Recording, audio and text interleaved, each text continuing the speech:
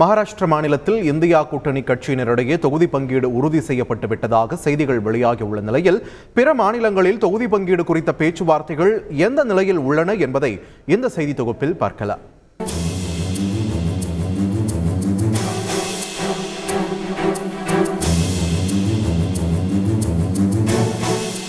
இன்னும் 3 மாதங்களில் நாடாளுமன்ற தேர்தல் நடைபெற உள்ள நிலையில் வெவ்வேறு கொள்கைகள் கொண்ட 26 எதிர்க்கட்சிகள் இணைந்து அமைத்த இந்தியா கூட்டணி இதுவரை பிரதமர் வேட்பாளரையோ தொகுதி பங்கீடு குறித்தோ அறிவிக்க முடியாமல் திணறி வருகிறது. ஜனவரிக்குள் தொகுதி பங்கீடு குறித்து முடிவு செய்ய வேண்டும் என இந்தியா கூட்டணி திட்டமிட்டிருந்தது. அதன்படி தற்போது மகாராஷ்டிராவில் தொகுதி பங்கீடு பேச்சுவார்த்தை சுமூக முடிவை எட்டி இருப்பதாக தகவல்கள் வெளியாகியுள்ளது. அங்குள்ள 48 தொகுதிகளில் ஏற்கனவே கூட்டணியில் இருந்து வரும் காங்கிரஸ் மற்றும் சிவசேனா தலா 18 முதல் 20 இடங்களில் போட்டியிடலாம் என்றும், தேசியவாத காங்கிரஸ் கட்சி 8 முதல் 10 இடங்களில் போட்டியிடலாம் என்றும் தகவல் வெளியாகியுள்ளது. அடுத்து வருகின்ற வெள்ளிக்கிழமை உத்தரப்பிரதேசத்தில் சமாஜ்வாடி கட்சியுடன் காங்கிரஸ் தொகுதி பங்கீடு குறித்து பேச்சுவார்த்தையில் ஈடுபட இருப்பதாக கூறப்படுகின்றது.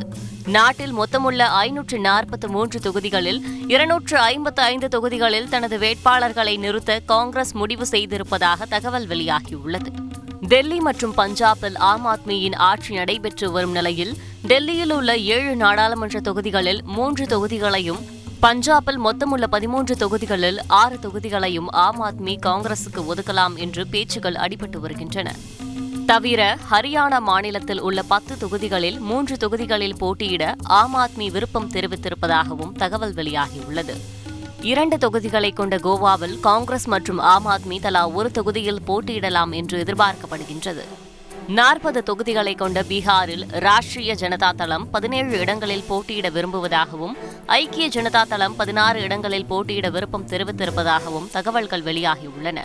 காங்கிரஸ் கட்சிக்கு 4 தொகுதிகளை ஒதுக்க முடிவு செய்திருப்பதாக செய்திகள் வெளியாகியுள்ள நிலையில் தொகுதி பங்கீடு குறித்து பீகார் காங்கிரஸ் கடும் அதிருப்தியை வெளிப்படுத்தியுள்ளது.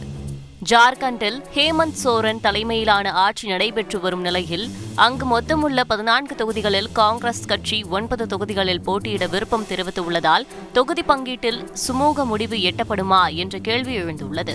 மேற்கு வங்கத்தில் மொத்தமுள்ள 42 தொகுதிகளில் காங்கிரசுக்கு 2 தொகுதிகளை ஒதுக்க திரிணாமுல் காங்கிரஸ் முடிவு செய்திருப்பதாக தகவல் வெளியாகியுள்ள நிலையில் 10 தொகுதிகளை பெற காங்கிரஸ் கட்சி முயற்சிப்பதாக தகவல் வெளியாகியுள்ளது.